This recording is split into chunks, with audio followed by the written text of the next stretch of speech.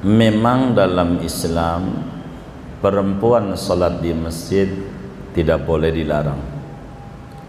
Yang melarang salah, karena Nabi sudah mengeluarkan juga statement la tamna'u ima Allahi masajidallahi wa'lamuhunna anna salatahunna fi buyutihinna afdalu min salatihinna fil masjidi ma'i. Anda jangan larang-larang hamba perempuan Allah, yakni orang perempuan, sholat di masjid. Jangan dilarang. Yang melarang salah. Tapi bilangin aja sama dia, kalau pengen cari ganjaran gede di rumah, sholatnya dia di rumah lebih tinggi dibanding sholat dia di masjid yang imamnya saya. Kata Nabi, imamnya Rasulullah, masih tinggian perempuan sholat di rumah. Itu imamnya Rasulullah. Lagi Rasulullah, apalagi Bang Bulo gitu. Ini Rasulullah, imamnya masih tinggian di rumah. Kenapa begitu? Jadi perempuan itu secara jujur lebih tertutup, lebih baik. Lebih tertutup, lebih baik pekerjaannya perempuan. Karena jiwanya perempuan pengennya berontak, pengennya keluar rumah, gatel. Perempuan gatel. Biar dia tahu itu pasar malam isinya dasternya itu-itu aja. Tapi kalau pengen lagi kira ada pasar malam, pengennya keluar aja dia. Emang perempuan begitu. Dan pulangnya nggak sebentar, kalau belum pulang juga. Jadi perempuan itu lebih tertutup, lebih baik. Begitu. Di rumah lebih bagus. Di masjid banyak. Ada aja yang diomongin. Masjid, lihat tuh si anu tuh muknanya udah kayak Pulau Seribu, banyak hitam-hitamnya. Ada aja yang diomongin. Perempuan tuh. Jadi ganjaran yang dia dapat nggak sebanding dengan dosa yang dia dapat.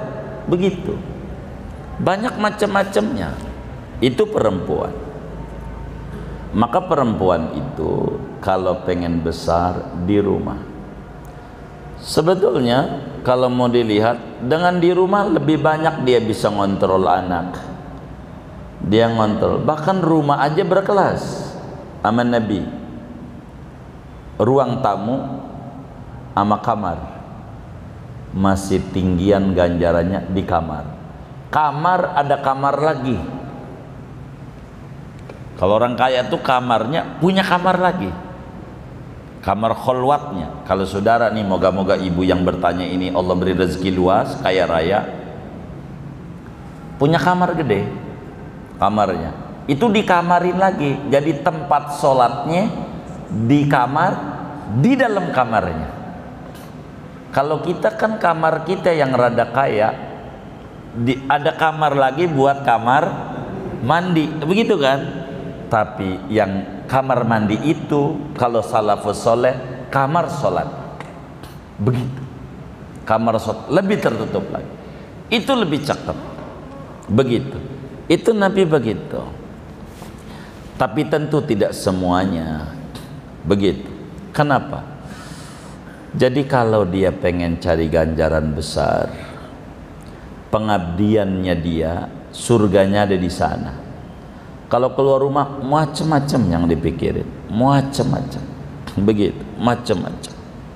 Perempuan, macam-macam. Makanya karena macam-macam ini, enggak heran kami temukan ada seorang suami, waktu bininya bilang, alhamdulillah bang, di kampung kita ini ada majlis taklim baru. Kata lakinya, inna lillahi wa inna ilaihi rajiun. Itu bininya alhamdulillah, lakinya inna lillahi. Loh, emang musibah bang? Bukan, seragam yang kemarin belum lunas. Ini seragam lagi nih, begitu. Tuh lakinya, ada tuh yang kayak begitu. Karena kalau udah keluar rumah, perempuan tuh pengen menunjukkan apa yang dia punya. Itu perempuan. Seperti demikian jiwanya. Karena itu Nabi faham perempuan itu cakep, maka di antara pekerjaan perempuan yang paling baik menjahit. Itu paling bagus. Perempuan menjahit nggak kemana-mana, di situ aja. Diajak ngobrol aja gak mau, takut kena jarum. Begitu. Dia di rumah duduk kayak. Emang begitu. Itu perempuan cakep kerjaannya. Kalau di luar perbandingan mulu, di majelis saja nih yang ngomong. Itu bajumu bagus, po. Ya alhamdulillah, laki saya ulang tahun katanya, saya dibeliin baju. Nih bukan ini doang nih, 3. Dia langsung aja. Ya Allah, geblek banget laki gua mah. Tuh. Udah langsung nyela aja. Itu ketemu perbandingan. Jadi perempuan itu di rumah jauh lebih bagus. Cuman bukan bermakna enggak boleh, bukan. Terserah dia. Tapi ada orang rumahnya kecil sekali, kalau di rumah nggak bisa, mau bagaimana lagi? Emang rumahnya RSSS. Begitu. Rumah sangat strategis sekali. Ke dapur dekat, sumur dekat, kasur dekat, ruang tamu dekat, kemana-mana dekat. Tempat kalau kemana-mana dekat namanya tempat strategis. Jadi suaranya kecil. Kenapa kecil? Saya nggak perlu teriak manggil laki, nyampe. Saking strategisnya. Itu cakep. Itu kayak gitu. Rumahnya kecil, anak banyak, dia bingung. Mau sholat di masjid, ya nggak apa-apa, bagus juga.